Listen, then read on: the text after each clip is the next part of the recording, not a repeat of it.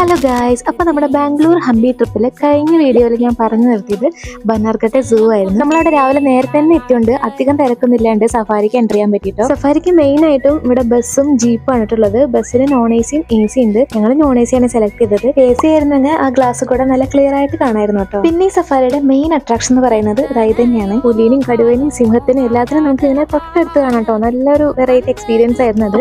ഒരു മുക്കാൽ മണിക്കൂർ നേരത്തെ സഫാരിക്ക് ശേഷം ഞങ്ങൾ ആ സൂവിലേക്ക് എൻ്റർ ചെയ്തു. നടക്കാൻ വയ്യാണ്ട് ഇതുപോലെ ഒരു ബഗ്ഗിയിലാണ് ഞങ്ങൾ സൂ മൊത്തം കണ്ടത് കേട്ടോ. അതായത് പിന്നെ പുറത്തിറങ്ങിയപ്പോഴത്തേനും ഉച്ചയായിട്ടോ, ഫുഡ് കഴിക്കുന്ന ടൈമായി.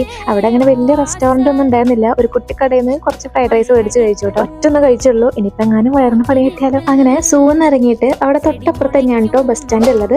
അവിടെ നിന്ന് ബസ് പിടിച്ച് ഞങ്ങൾ നേരെ പോയത് ജയനഗറിലായിരുന്നു കേട്ടോ. ബാംഗ്ലൂർ നിങ്ങൾക്ക് അത്യാവശ്യം നല്ല ചീപ്പായിട്ട് ഷോപ്പ് ചെയ്യണമെന്നുണ്ടെങ്കിൽ ഇവിടെ വരാം കേട്ടോ. ഗേൾസിനൊക്കെ ഇവിടെ വന്നാൽ അടിപൊളിയാണ് കേട്ടോ. ചുരിദാർ ആയാലും ഓർണമെന്റ്സ് ആയാലും കുറെ കളക്ഷൻസ് ഉണ്ടായിരുന്നു. അത് ഞങ്ങൾ മെട്രോ പിടിച്ചിട്ട് നേരെ യശ്വന്ത്പൂർ എത്തി. ഇവിടെ എത്തിയപ്പോഴത്തേനും പൊരിഞ്ഞ മഴയായിരുന്നു കേട്ടോ. ഭാഗ്യത്തിന് ഞങ്ങൾ ഫുഡൊക്കെ കഴിച്ച് സ്റ്റേഷനിൽ കയറിയപ്പോഴാണ് മഴ തുടങ്ങിയത്. അങ്ങനെ ഒരു 9:30 ആയപ്പോഴത്തേക്കും നമ്മുടെ ട്രെയിൻ എത്തിയിട്ടുണ്ട്. അപ്പം നമുക്ക് ഹംപി പോവാം അല്ലേ.